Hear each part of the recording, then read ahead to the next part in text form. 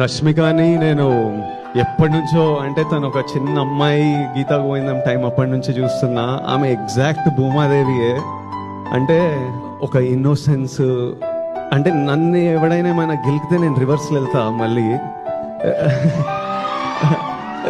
రషి ఏంటంటే ప్రపంచం ఎన్ని మాటలన్నా ఏదన్నా రోజు she just puts one step ahead of the other, goes to work, she still chooses kindness every day, and she's like, I don't want this world to change me.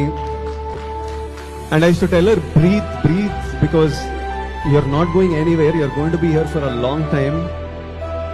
One day the world is going to see you for who you are.